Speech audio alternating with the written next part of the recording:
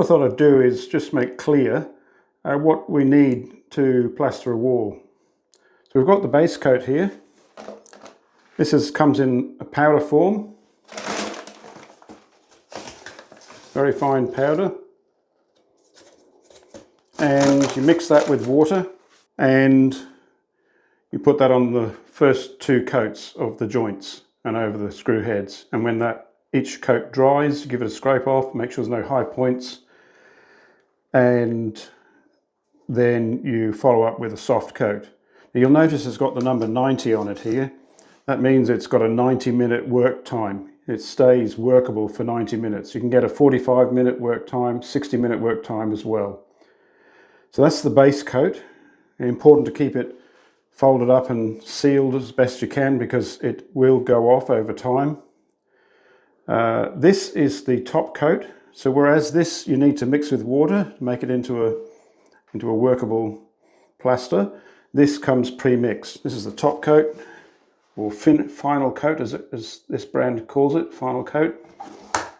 And you'll see here it has a plastic over the top. That's to stop it from drying out and forming a crust. So this one here is nice and soft and easy to work with. So that's the top coat. That brings us to what tools you need. Well, I have a range of tools.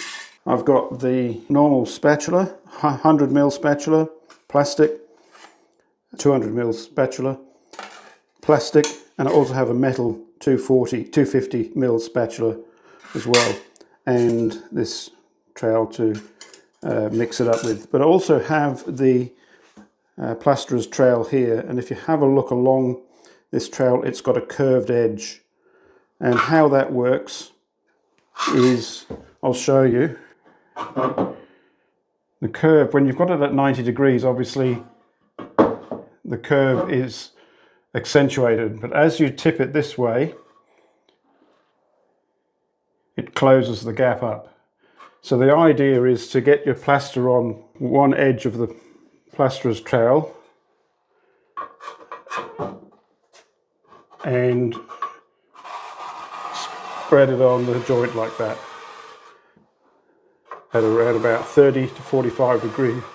I think I usually work at around about 35 degrees. But look, there are quite a few YouTube videos out there done by professional plasterers, and they're worth watching to get a good idea of what to do. So I've got the Plasterer's trowel, the different spatulas, and I also have a hawk. This is what we put the plaster on, and you can have it easy at your fingertips then, rather than just reaching down into the bucket all the time. So they're the tools and the materials needed to plaster a wall. So I'm at the stage of stopping up the joints in the plasterboard now, and I only have one horizontal joint to do and plaster over all of the little screw heads. The process is you put to base coat, which dries hard and it's not sandable, and then you cover over that with top coat of soft sandable plaster. You can use a paper tape on the joint or a mesh tape. So today I'm using the mesh tape. If you use the mesh tape, it comes with a slightly adhesive on one side, and you just stick that straight on the joint before you apply any hard plaster. If you're going to use a paper tape, which is different to this, then you would put some base coat on first, then at minimum of a 1mm thick base coat along the joint. Then you'd press in your tape, your paper tape, and then you'd put another coat of base coat over the top.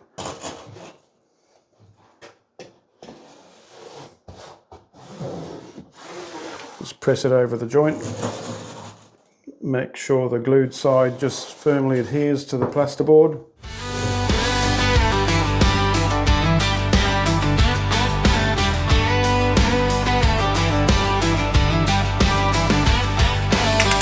Out back with a hammer in hand, turning old walls into something grand. Press that against the plasterboard. Now to make a mix of base coat. So I've got two trowels, a 200mm wide trowel and a 100mm wide trowel. And for the base coat, I'm going to use the 200mm wide trowel, and I'm using this Hawk. It's a handy tool, got a handle underneath. Put the base coat on here and you can pick it up quite easily and put it on the wall. So I'm going to make a mix up now. So I have here a 20 kilo bag of base coat. I'll just put a little bit of water in my bucket.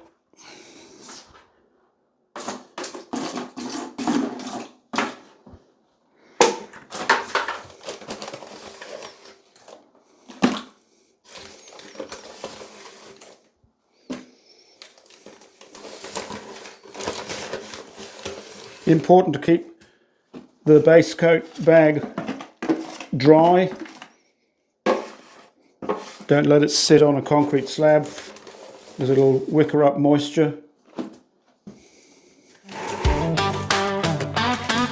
Dust on his boots, plans in his head, tools all around and a vision ahead. Lisa's inside where the screens are aglow, cutting the clips so the story flows. Coffee in hand, headphones on tight, making magic on the timeline late at night. I'm going to add a little bit more water to that. Oh, we fix it and film it, building dreams from the ground. Phillips making sawdust while Lisa cuts the sound. From the workshop to the edit suite, we're making something real and sweet. Yeah, we fix it and film it. Right, so that's thoroughly mixed up.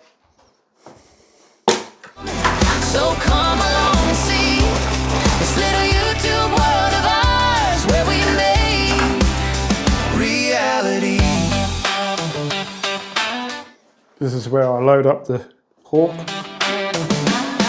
Phil's measuring twice to cut once clean, working out a way to build their dream. I'm going to put the base coat, first base coat on. Patching, painting, leveling floors, always one job away from starting 10 more. Lisa's trimming clips like a movie pro, adding the beats to the hammer blows. Thumbnails popping, the title's tied, gonna post that upload later tonight. Now I'm a little rusty, haven't done this for a few years.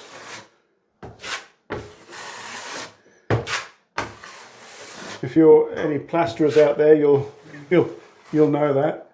Oh, we fix it and film it, building dreams from the ground. Phillips making sawdust while Lisa cuts the sound.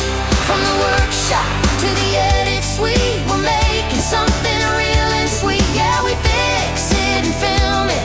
So come along and see this little YouTube world of ours where we make reality.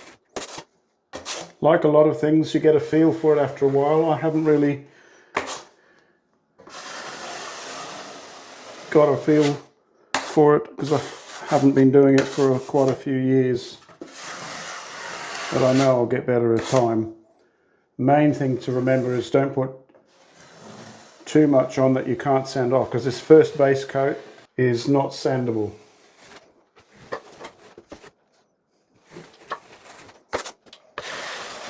So a 100mm plastic trowel. I'm just going to use that size for doing all the screw heads. Igniting a flame across the nations.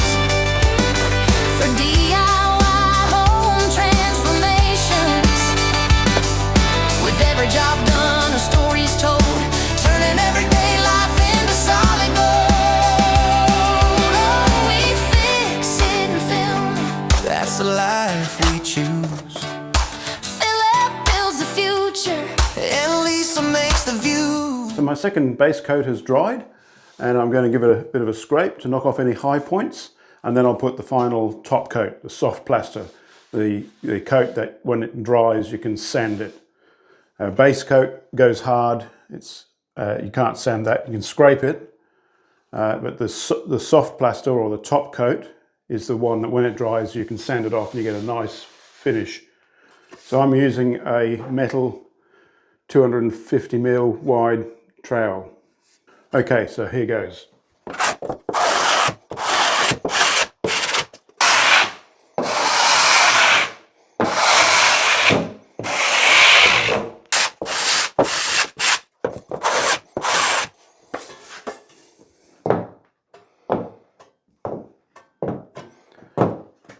So what I'm doing is I'm just putting this straight edge of the trowel over the joint, and the light is shining through, and where it's shining through I can see whether it's uneven or not, and it's looking pretty good. Pleased with that.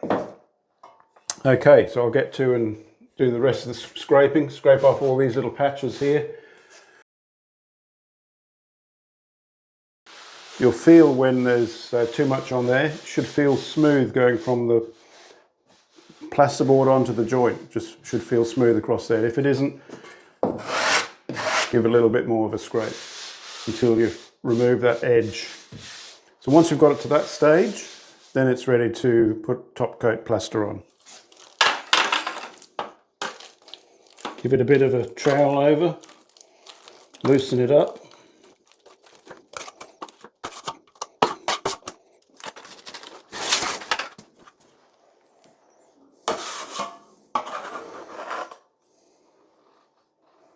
As I say, I'm not a professional.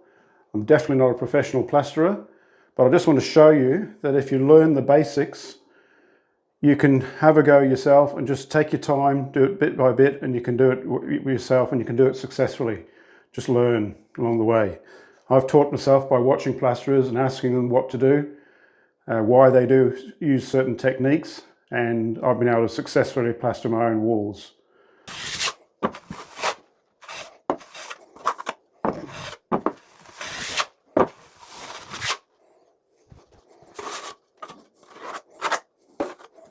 So if you get it all along the edge you're going to draw along, that seems to work the best. Well, we fix it and film it, building dreams from the ground. Phillips making sawdust while Lisa cuts the sound. From the workshop to the edit suite, we're making something real and sweet. Okay, so that's that. So I'll just clean off now. And I'm finished with this trowel. Now I'm going to use one of the spatulas to do the little nail or screw heads. So I'm going to use the 200mm Plasterer's trowel, and I'm going to go over all of the screw head patches. Yeah, we fix it and film it, so come along and see this little YouTube world of ours where we make reality.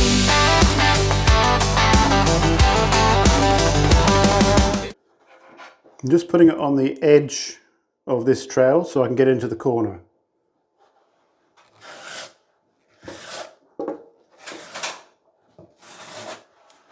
There we go, that's all done. Once it's dry I can sand it. Okay, I've got to the stage of sanding the last soft plaster. 2 base coats have gone on. Now the soft plaster, the top coat, has gone on. Now it's sanding time. Now you can use sandpaper or you can use sanding mesh. I prefer to use sanding mesh. This is a sanding mesh, rough like sandpaper, but it allows the dust to fall through the holes. And this is the trowel, and you slide it in one end and tighten it down. And on the other end, that's the shape of the end of the mesh, and you slide it in under this little clamp. Okay, there we go. So pull it nice and tight in there and then tighten it to hold that clamp on. And then you've got the mesh on a trowel, Plasterer's trowel, sanding trowel. Okay, and the important thing to remember is when you're sanding the wall, don't go up and down, don't go in one direction only. Go circular motion. That way you won't leave grooves in the in the joint.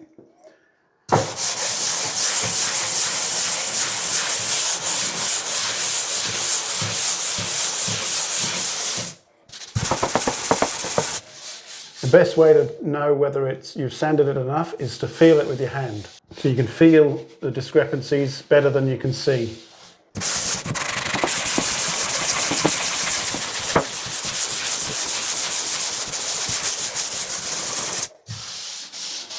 It's getting there.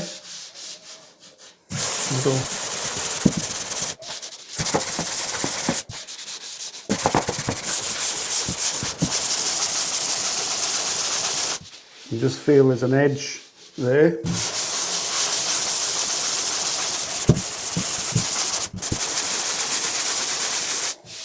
And that's almost gone.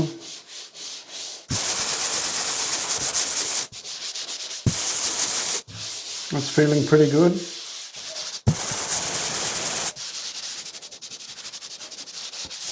Okay, so I'll work my way along the wall.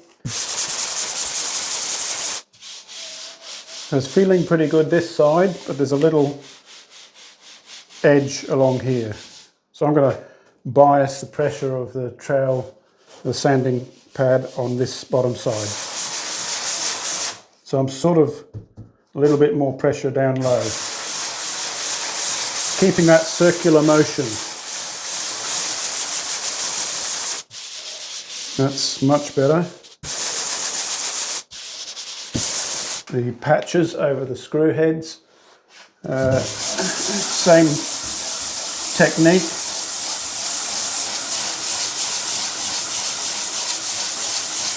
There's always a fix to be found. Yeah, we fix it and film it. So just you wait to see. This little YouTube channel is A home for you and me.